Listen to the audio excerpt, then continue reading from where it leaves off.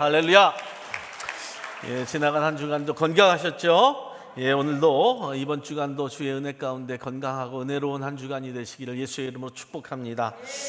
오늘 말씀은 하나님이 원하시는 두 가지 구원과 거룩이라고 하는 말씀으로 주의 말씀에 은혜를 나누고자 합니다. 사랑하는 지뜨리 가족 여러분, 오늘 우리는 전능하신 여호와 하나님이 오늘 우리에게 두 가지의 질문 앞에 서게 하셨습니다. 첫째는 하나님은 우리에게 무엇을 원하실까? 둘째는 나의 삶을 통해서 하나님이 기뻐하시는 일은 과연 무엇일까? 라고 하는 것입니다. 그런데 여러분, 이 질문은 단순한 궁금증의 질문이 아닙니다. 이 질문은 우리가 살아가는 이 시대의 혼란 속에서 반드시 붙잡고 살아야 될 영적인 질문입니다. 사도 바울은 디모데전서를 통해서 그 해답을 오늘 전하고 있습니다. 당시 젊은 목회자였던 디모데는 에베소 교회에서 정말 수많은 위기와 마주하고 있었습니다. 당시 로마 제국은 황제 숭배 사상과 더불어서 다신교의 문화가 뿌리박고 있었고 종교 혼합주의로 말미암아 교회가 물들어가고 있었습니다.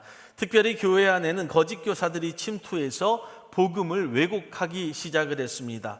그들이 주장하는 것이 무엇이었냐면 선민의식이었습니다. 우리는 우월하다라고 하는 것, 또 신비로운 지식을 갖고자 했던 것, 특권 계층만의 구원이었습니다. 이때 교회 안에 진리가 흔들리게 되었고 거룩함이 희미해지게 되었고 초대교회의 복음의 문이 점점 닫혀가고 있었습니다. 이러한 혼란의 가운데 바울은 디모데에게 오늘 편지를 씁니다. 모든 세대를 향한 하나님의 뜻이 무엇이고 교회의 본질이 무엇이고 신자의 사명이 무엇인지를 다시 한번 선언하고 있는 것을 성경을 통해서 듣게 되는 것입니다. 첫째로 하나님은 모든 사람이 구원에 이르기를 원하십니다 라고 하는 것입니다. 이것이 하나님이 우리에게 원하시는 뜻입니다. 둘째, 하나님은 거룩한 손을 들어서 하나님께 나아오는 삶을 원하십니다. 사랑하는 여러분, 이 두 가지는요 단순한 권면이 아닙니다. 정말 이 시대를 살아가는 성도에게 주시는 하나님의 부르심이고 하나님의 명령이라고 하는 사실이죠. 사랑하는 지뜨리 가족 여러분, 당시 사도 바울이 외쳤던 이 복음의 중심인 진리로 돌아가자고 했듯이 오늘 우리도 다시금 복음의 중심인 예수 그리스도로 돌아가기를 예수의 이름으로 축원합니다. 왜냐하면 예수님이 십자가상에서 죽으신 이유는 모든 인류가 죄사함을 얻고 구원을 얻게 하시기 위함이었음을 우리는 성경을 통해서도 보게 됩니다. 사랑하는 여러분, 세상이요 아무리 혼란스러워도 하나님의 뜻은 결코 흐려지지 않습니다. 이제 그 하나님 앞에, 그 뜻 앞에 귀를 기울이고 엎드릴 수 있는 저와 여러분들이 되기를 예수의 이름으로 부탁을 드립니다. 정말 혼란한 시대 속에서도 하나님의 뜻을 묻는 자들, 하나님의 뜻을 알아가는 우리 사랑하는 지뜨리 교회 성도들 되기를 예수의 이름으로 간절히 축원을 드립니다. 첫째로, 그렇다면 하나님의 뜻 가운데 하나님은 모든 사람이 구원받기를 원하십니다 라고 하는 말씀을 우리가 가지고 은혜를 나누기를 원합니다. 디모데전서 2장 4절의 말씀을 다시 한번 보면 하나님은 모든 사람이 구원을 받으며 진리를 아는데 이르기를 원하십니다 라고 이렇게 성경이 말씀을 해요. 사랑하는 여러분, 하나님의 마음은요 명확합니다. 한 번도 변한 적이 없습니다. 모든 사람이 구원받기를 원하시는 것이 바로 하나님의 뜻입니다. 이 말씀은 단지 그 한 세대를 위한 것이 아니라 하나님의 인류를 향해 품으신 영원한 뜻임을 저와 여러분들이 분명히 알아야 합니다. 사랑하는 여러분, 당시 배경을 보면 구원에 대한 편견과 오해가 무척 심했습니다.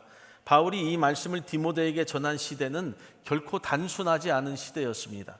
당시 로마 제국은 황제들 신으로 섬겨야 하는 황제 숭배 사상이 심하여졌고 각종 신을 허용하는 다신교 문화가 있었고, 여러분, 문화뿐만 아니라 교회의 내부에는 그노티시즘이라고 하는 영지주의와 신비주의가 침투하여서 복음을 왜곡하고 있었습니다. 이들의 주장은 어떤 것이었냐면 특별한 지식만을 가진 자들이 구원받는다라고 이렇게 가르쳤습니다. 지식의 수준이 높은 자들만 구원을 받는다라고 하는 거죠. 그래서 못 배운 자들, 소외된 자들은 구원의 대열에서 여러분 떨어져 나간다는 거예요. 구원을 마치 특정 계층의 전유물로 생각을 했습니다. 어떤 사람들만이 가질 수 있는 것이라고 생각했다는 거죠.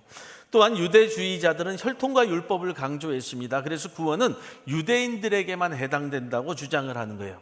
그런 시대적 배경 속에서 유대인이 아닌 자들과 소외된 자들의 마음속에는 이러한 의심의 구원에 대한 의심이 이제 사로잡기 시작을 했습니다. 과연 누가 구원받을 수 있는가라고 하는 거죠. 그리고 나는 자격이 있는가라고 하는 그 질문이 그들 가운데 생겨나기 시작을 했던 겁니다.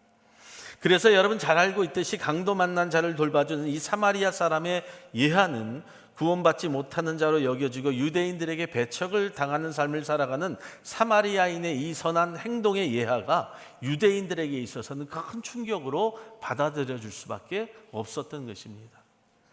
바울은 이런 혼란 앞에서 디모데와 에베소 교회 그리고 오늘날 우리에게 외치는 거예요. 하나님은 모든 사람이 구원받기를 원하십니다. 할렐루야. 사랑하는 우리 집들이 가족 여러분, 하나님의 구원은 이 하나님의 구속사역 전체를 관통하는 중심의지입니다. 한 번도 이 중심의지가 흔들린 적이 없었습니다. 구원은 선택받은 일부의 특권이 아닙니다. 하나님께서 세상을 향해 열어놓으신 하나님의 특별한 은혜의 문이라고 하는 겁니다. 그 안으로는 누구나 들어올 수 있습니다. 그리고 바로 예수 그리스도를 통해서 들어올 수 있다는 거죠. 하나님의 거룩한 교회를 통해서 누구나 올 수 있습니다. 그런데 그 안에 예수 그리스도를 구주라고 고백할 수 있는 모든 자들이 구원 얻을 수 있음을 성경이 증거하고 있는 겁니다. 요한복음 3장 16절의 말씀을 우리가 너무도 잘 알고 있습니다. 하나님이 세상을 이처럼 사랑하사 독생자를 주셨으니 그는 그를 믿는 자마다 멸망치 않고 영생을 얻게 하려 하심이니라. 사랑하는 여러분, 베드로후서 3장 9절의 말씀에는 이렇게 말씀합니다. 주의 약속은 어떤 이들이 더딘다고 생각하는 것 같이 더딘 것이 아니라 오직 너희를 대하여 오래 참으사 아무도 멸망하지 아니하고 회개하기를 이르기를 원하신다라고 그렇게 말씀하고 있죠. 회개하면 우리의 죄를 주 앞에 낱낱이 고하는 모든 자들마다 구원을 얻는다고 성경이 말씀합니다. 에스겔서 33장 11절의 말씀에는 어떻게 말씀합니까? 주 여호와의 말씀이니라 라고 말씀합니다. 누구의 말씀이라고요? 주 여호와의 말씀이라고 말씀합니다. 나의 삶을 두고 맹세하노니 나는 악인이 죽는 것을 기뻐하지 아니한다고 말씀합니다. 그리고 나서 그 악인이 그 길에서 돌이켜 떠나 사는 것을 기뻐한다고 성경이 증거하고 있는 거예요. 이스라엘 족속아, 그래서 돌이키고 돌이키라 라고 말씀하죠. 하나님은요, 인종, 신분, 학식, 과거의 배경에 상관이 없습니다. 모든 이들이 회개의 길에서 돌아오면 생명의 문을 우리에게 활짝 열어주신다고 말씀하는 거예요. 그래서 여러분, 사실 초대교회는 그 말씀 위에 든든히 세워진 교회였습니다. 말씀의 반석 위에 세워진 교회였음은 틀림없었던 사실입니다. 갈라디아서 3장 28절의 말씀에는 이렇게 말씀합니다. 너희는 유대인이나 헬라인이나 종이나 저주자나 남자나 여자 없이 다 그리스도 예수 안에서 하나다라. 그래서 세워진 교회가 초대교회였다는 거예요. 바울이 이 진리를 계속해서 외쳤습니다. 구원은 지식의 크기나 출신 배경의 문제가 아니라 예수 그리스도를 믿는 믿음으로 말미암아 누구에게나 열려있는 하나님의 은혜라고 계속해서 선포하고 있었습니다. 예수님은 어떻습니까? 소외된 자들, 세리와 죄인들, 사마리아와 여인들에게까지 복음을 전하셨던 것을 우리는 알 수 있어요. 사랑하는 여러분, 그런데 오늘날 우리에게 이런 질문이 던져집니다. 나는 내 주변의 모든 사람을 구원의 대상으로 여기며 살고 있는가? 나는 복음을 통하여 열려진 마음으로 나누며 살고 있는가? 혹시 나도 모르게 선별적 사랑이나 편견 속에서 복음을 내 안에 가둬두고 살아가고 있는 것은 아닌가? 이 질문이 오늘날 우리 가운데 던져지고 있는 거예요. 그런데 여러분, 하나님의 마음은 어떤 마음이라고요? 한 사람도 멸망하지 아니하고 구원에 이르기를 원하는 것이 하나님의 마음이라고 하는 거예요. 우리의 생각과 삶이 변질이 되었어요. 내 마음에 들지 않는 사람은 구원받지 못할 사람, 내 마음에 드는 사람은 구원받을 사람이라고 내가 주장하며 살고 있는 그런 삶을 우리가 보게 된다는 거예요. 사랑하는 여러분, 교회는요, 복음을 독점하는 것이 아닙니다. 성도가 그 복음을 독점하고 살 수 없어요. 독점하고 사는 순간 여러분 내가 그 신앙에서 멀어지는 거예요. 우리가 이 영적인 세계에도 그렇지만 현실의 세계에도 그렇습니다. 목사의 사랑을 독차지하려고 할 때 다툼이 생겨요. 그 성도의 사랑을 독차지하려고 할 때 시기가 생기는 거예요. 미움이 생기는 거예요. 천주교가 이단으로 변질된 이유 중에 하나가 왜 그렇습니까? 신부들이 그 복음을 독차지하려고 했기 때문이라고 하는 거예요. 그래서 말씀을 가르치지 아니하고 제대로 전하지도 아니하고 알아듣지 못하는 말로 성경을 가르쳤죠. 뭐 가르치지도 않았습니다. 그냥 듣게만 했다라고 하는 거예요. 사랑하는 여러분, 복음이라고 하는 것은요, 독점하려고 하는 것이 아니라 그 복음을 기꺼이 흘려보내는 통로가 되어야 돼요. 그것이 여러분들이 축복의 통로라고 하는 거예요. 축복의 통로라니까 물질을 흘려보내고 뭐 건강을 흘려보내고 명예를 흘려보내고 이게 아니라 복음을 흘려보낼 수 있는 것이 축복의 통로입니다. 그것이 교회의 사명이고 성도의 사명이기 때문에 그래요. 로마서 10장의 말씀을 보면 13절로 15절에 이렇게 말씀하면 누구든지 주의 이름을 부르는 자는 어떻게 한다고? 구원을 얻으리라. 그런즉 저희가 믿지 않은 이를 어찌 부르리요? 듣지 못한 이를 어찌 믿으리요? 전파하는 자가 없이 어찌 들으리요? 보내심을 받지 아니하였으면 어찌 전파하리요? 라고 성경이 말씀하잖아요. 하나님은 지금 이 시대에도요, 여전히 모든 사람은 구원받기를 원하십니다. 우리가 그 구원을 독차지하고 독점하는 것이 아니라 여러분들을 통해서 그 구원이 선포되고 전파되기를 원하신다는 거예요. 우리가 지는 복음은요, 사실 보물이라고 이야기하지 않습니까? 그런데 여러분, 세상의 보물은요, 꽁꽁 숨겨두고 보여주지 않습니다. 왜요? 도둑 맞을까 봐. 그런데 여러분, 이 보물은 금고에 감추라고 주신 것이 아니라 세상 가운데 너희들이 이 복음의 보물을 가지고 나누라고 주신 거예요. 독점하지 말라는 거예요. 여러분들의 거룩한 은혜를 통하여 내 안에만 두지 말고 그 은혜를 흘려보낼 수 있는 자들이 되라는 거죠. 우리는 그 하나님의 뜻에 그리고 동참하는 자들로서 그리고 그 사명의 전도자로서 복음의 통로가 되는 거예요. 할렐루야.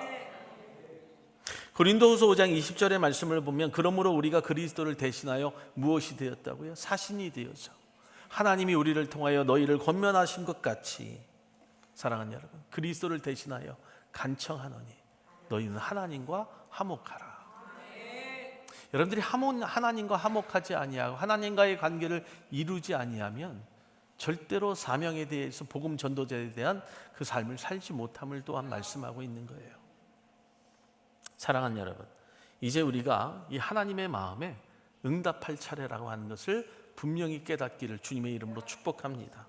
구원을 나의 특권이 아니라 나의 사명으로 붙잡고 살아야 돼요. 나만이 가진 특권이라고 생각하지 마세요. 물론 여러분들은 특별한 사람들입니다. 구원을 얻은 주의 백성들이니까 특별한 사람이지만 특권을 갖고는 살지 말라는 거예요. 복음을 닫아둔 자가 아니라 널리 퍼뜨리는 자가 되어야 돼요. 하나님이 그 한 영혼을 위하여 눈물을 흘리는 것처럼 우리도 그 한 영혼을 위하여 눈물을 흘릴 수 있는 자들이 되라는 거예요. 할렐루야. 이 사실을 반드시 기억하고 복음을 흘려보낼 수 있는 저와 여러분들의 축복의 삶이 되기를 예수의 이름으로 축복합니다. 두 번째, 하나님이 원하시는 것은 무엇이냐? 아주 중요한 말씀인데요, 거룩한 삶으로 하나님께 나아가는 거예요. 여러분, 그 복음을 듣는 것으로 끝나는 것이 아니라 거룩한 삶을 만들고 하나님께 나아가는 거라. 굉장히 중요해요. 디모데전서 2장 8절의 말씀을 보면 그러므로 각 처에서 남자들이 분노와 다툼이 없이 거룩한 손을 들어 기도하기를 원하노라. 거룩한 손으로 기도하기를 원하노라. 하나님 앞에 나아갈 때 어떤 손을 들고 나가야 된다고요? 거룩한 손을 들고 나가야 돼요. 더럽고 죄로 인한 손으로 나아가는 것이 아니라 구별한 손으로 나가야 된다. 사랑하는 여러분, 하나님께서 우리 모두가 구원받기를 원하실 뿐만 아니라 정말로 구원받은 자로서 마땅히 살아가야 할 거룩한 삶 또한 간절히 원하신다는 것을 우리들이 반드시 깨달아야 돼요. 우리가 이 사실을 너무도 잊어버립니다. 여러분들의 먹고 마심이 세상의 더러운 것들을 먹고 마시면서 하나님 앞에 어떻게 거룩함으로 나아갈 수 있겠습니까? 우리가 정결하지 못한 모습으로 하나님 앞에 나와서 어떤 마음으로 예배할 수 있겠어요? 이 거룩함은 단전히 어떤 외적인 삶이 아닙니다.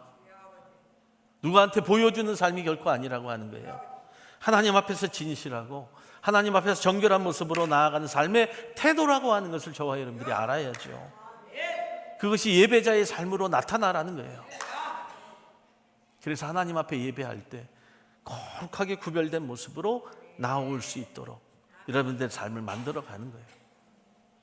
당시 초대교회 예배의 현실은요, 여러분 지금처럼 이렇게 아름다운 예배당에서 드리는 예배가 아니었어요. 우리가 착각할 때가 있어요. 초대교회 그러니까 아주 아름다운 예배당에서 성도들이 멋진 예배를 드리는 줄 그렇게 생각하거든요. 그런데 그렇지 않았어요.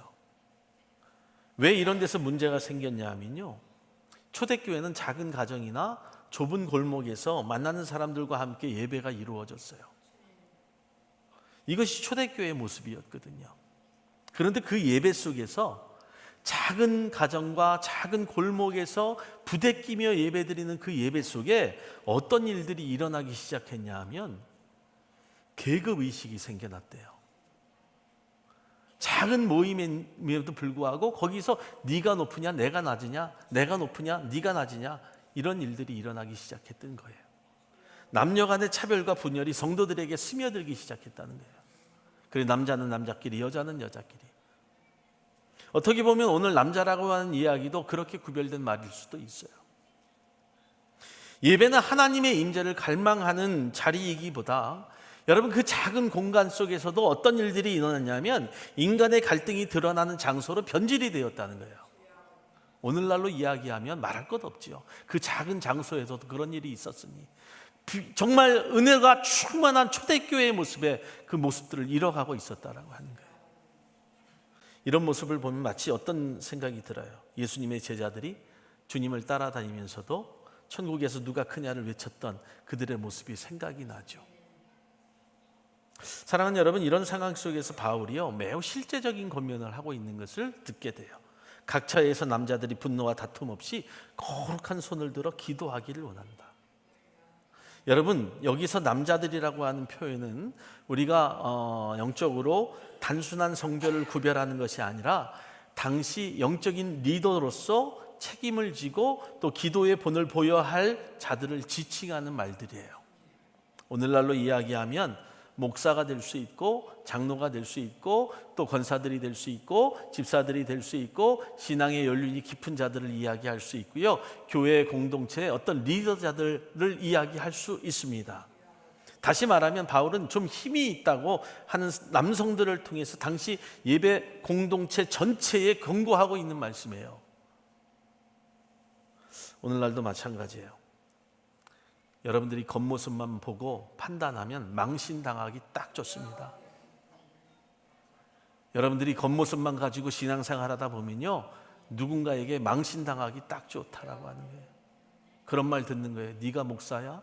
네가 장로야? 네가 권사야? 집사야? 그런 말 얼마나 많이 들어요. 다시 말씀을 드리면 도대체 너희들 무슨 짓을 하고 있는 거야? 라고 하는 거예요. 교회 안에서 너희들 도대체 무슨 짓을 하고 있는 거야? 하나님의 거룩한 교회 앞에 은혜로 뭉쳐야 되고 은혜로 살아야 될 너희들이 도대체 무슨 짓을 하고 있는 거야? 그런 말을 듣는 거예요. 분노와 다툼 속에서 드리는 예배나 기도가 결코 하나님 앞에 연락되지 못함을 말씀하고 있는 거예요. 분노를 가지고 다툼을 가지고 시기를 가지고 어떻게 하나님 앞에 정결한 모습으로 나와서 예배를 드릴 수 있다고 그렇게 이야기할 수 있겠어요? 두 마음을 품고, 분명히 하나님이 두 마음을 품지 말라고 이야기하셨음에도 불구하고 두 마음을 품고 어떻게 하나님 앞에 온전한 마음이라고 드릴 수 있어요? 세상의 분주함을 가지고 어떻게 하나님 앞에 예배한다고 이야기할 수 있어요? 그렇다면 거룩한 손의 의미가 뭡니까? 이 말씀은요 정결한 삶과 화해를 말씀하는 거예요. 화해. 바울이 사용한 거룩한 손이라고 하는 표현이 어떤 표현일까요? 바로 구약의 시대에 여러분 제사장들이 제사를 드리기 위하여 손과 발을 씻었던 정결 예식이 떠오르게 되죠. 출애굽기 30장 18절로 21절의 말씀을 보면 아론과 그 아들들이 그 두멍에서 수족을 씻을 때 손과 발을 씻었어요. 그들이 화막에 들어갈 때 물로 씻어 죽기를 면할 것이라고 이야기합니다. 안 씻으면 어떻게 된다고요? 죽는 거예요. 단에 가까이 가서 그 직분을 행하여 화제를 여호와 앞에 살을 때에도 그리할지니라. 계속해서 씻었던 거예요. 사랑하는 여러분, 우리가 지금 이 신약 시대 예수 그리스도가 오신 이후에 십자가에 달리시고 여러분 승천하신 이후의 교회 너무도 좋아요. 편해요. 그냥 들어오면 다 죽어요. 다. 살아날 자들이 과연 누가 있을까 의심이 들 정도예요. 제사장은 하나님의 임재 앞에 서기 전에 반드시 자신을 씻었어요.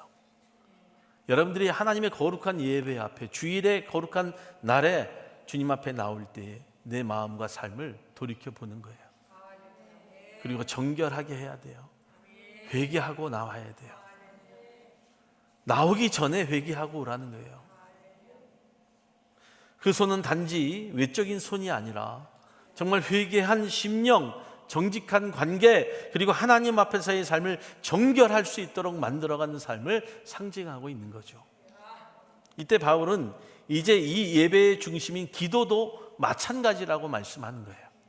하나님은 분노와 다툼, 미움과 시기, 음란과 이손으로 더럽혀진 손이 아니라 너희의 정결하고 화목한 손, 거룩한 마음에서 나오는 기도를 내가 받겠다고 말씀하는 거예요. 여러분, 기도 방언하면서 줄줄줄줄 외우는 기도가 그게 기도가 아닙니다. 끊어지지 않고 말씀에 의지해서 기도하는 기도가 아니에요. 내 기도가 아니라 하나님 보시기에 기뻐하는 기도가 돼야 돼요. 더럽혀진 손으로 기도하는 것이 아니라 정결한 손으로 기도해야 되는 거죠. 사랑하는 여러분, 참된 예배와 기도는 그래서 정결한 삶에서 비롯된다는 거예요. 기도는 단지 말의 행위가 아니라고 하는 거고요. 기도는 거룩한 삶의 열매예요. 기도할 수 있다는 것, 기도로 하나님께 아뢰일 수 있다는 것이요, 성도의 열매예요. 열매. 나중에 열매 맺는 것이 아니라 그 기도를 통해서 이루어가는 것이 아니라 이루었기 때문에 하나님 앞에 기도하는 거예요. 그 열매를 통하여 그 열매에 보암직한 모든 것들을 보고 알 수 있는 거예요. 여러분들의 삶을 알 수 있어요. 기도를 보면. 기도는 은혜 앞에 엎드리는 성도의 자세라고 성경이 말씀하죠. 시편 24편 3절로 4절의 말씀에 이렇게 말씀합니다. 다 같이 읽어볼게요. 여호와의 산에 오를 자 누구며 그의 거룩한 곳에 설 자가 누구인가? 그 곧 손이 깨끗하며 마음이 청결하며 뜻을 허탄한 데 두지 아니하며 거짓 맹세하지 아니하는 자로다. 히브리서 12장 14절에는 이렇게 말씀해요. 모든 사람과 더불어 화평함을 거룩함을 따르라. 이것 없이는 아무도 주를 보지 못하리라. 여러분들 화평함 없이 어떻게 주를 볼 수 있겠어요? 거짓된 마음으로 어떻게 주의 음성을 들을 수 있겠습니까? 우리가 예배와 기도하기 전에 먼저 점검해야 될 것은요, 예배의 어떤 기도의 내용보다 더 중요한 것은 여러분들의 삶의 태도와 마음의 상태예요. 오늘 이 시간 여러분들의 마음의 상태와 삶의 모습들을 돌이켜 봐야 돼요. 정말로 돌이켜 봐야 돼요. 마태복음 5장 23절로 24절에 분명히 말씀하거든요. 그러므로 예물을 제단에 드리려다가 형제에게 원망 들을 만한 일이 생각나거든 어떻게 하라고요? 돌아가서 예물 앞에 제단 앞에 두고 먼저 가서 화목한 후에 그 후에 돌아와서 그 예물을 드리라라고 이야기해요. 내 삶이 주님 앞에 온전하지 못하고 화목하지 못한 일들이 있으면요, 그와 먼저 화목하고 돌아와서 예배하셔요. 하나님은 화목이 없는 예배 받지 않으신다는 거예요. 회개 없는 기도 원치 않으신다는 거예요. 미움과 다툼 속에서 드리는 헌신 결코 원하지 않으신다는 거죠. 디모데전서 2장 8절에 비록 남자들이라고 하는 표현으로 사용이 되었지만 이 말씀은 단지 남성을 이야기하는 것만 아니라 모든 신자들에게 주어지는 보편적 메시지예요. 우리 모두라고 하는 게 저는 아니다라고 하는 것이 아니라 저를 비롯해서 모두에게 던져지는 메시지다. 하나님은 각처에서 기도하는 모든 이가 이 정결한 손을 듣기를 원하신다는 거예요. 이 손을 든다는 건 내가 알고 있다는 증거잖아요. 내가 그렇게 행하겠다고 하는 증거잖아요. 아는 사람 손 들어봐 라고 이야기하자 선생님들이. 모르면 못 들잖아요. 답이 틀리면 못 듣습니다. 그런데 든다는 것은 내가 그렇게 하겠습니다. 그렇게 든다는 것은 내가 그토록 그것을 알고 있습니다 라고 합니다. 정결한 손을 들고 진실한 마음으로 삶의 거룩함을 드러내면서 주 앞에 나올 수 있는 귀한 심령들 되기를 예수의 이름으로 축복합니다. 야고보서 4장 8절의 말씀에는요 이렇게 말씀해요. 하나님을 가까이 하라. 그리하면 너희를 가까이 하시리라. 죄인들아 손을 깨끗이 하라. 두 마음을 품은 자들아 마음을 성결하게 하라. 얼마나 은혜로운 말씀이에요. 하나님을 가까이 하세요. 그럼 하나님이 여러분들을 가까이 하십니다. 두 마음 품지 마시고요.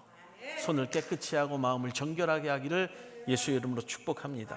로마서 12장 1절의 말씀에는 이렇게 말씀하세요. 그러므로 형제들아 내가 하나님의 모든 자비하심으로 너희를 권하노니 너희 몸을 하나님이 기뻐하시는 사한 제사로 드리라. 이것이 너희가 드릴 영적 예배니라. 사랑하는 성도 여러분, 이 아침의 말씀을 마칩니다. 하나님은 오늘 우리에게 이렇게 말씀하세요. 빌립보서 2장 13절의 말씀을 보면 너희 안에서 행하시는 이는 하나님이시라고. 너희 안에서 행하시는 이는 하나님이에요. 내가 행하는 자가 되어서 안 돼요. 하나님이 행할 수 있도록. 자기의 기쁘신 뜻을 위하여 너희의 소원을 두고 행하게 하신다고. 그러니까 하나님의 뜻이 나에게 임하면 하나님이 내 마음의 소원을 두시고 그 일을 행하게 하신다는 거죠. 어떤 마음을 품어야 될지, 어떤 마음으로 기도해야 될지, 어떤 삶으로 예배해야 될지를 말씀하고 있어요. 이제 저와 여러분들 결단합시다. 정말 우리 집들이 교회는요 결단하셔야 돼요. 미움이 아닌 용서. 따라합시다. 미움이 아닌 용서. 시기가 아닌 화해. 더러움이 아닌 정결함으로 하나님께서 받으시는 예배가 되기를, 또 기도로 나아가는 삶이 되시기를 예수의 이름으로 간절히 축원합니다. 축원합니다. 우리 하나님께 영광의 박수 드립니다.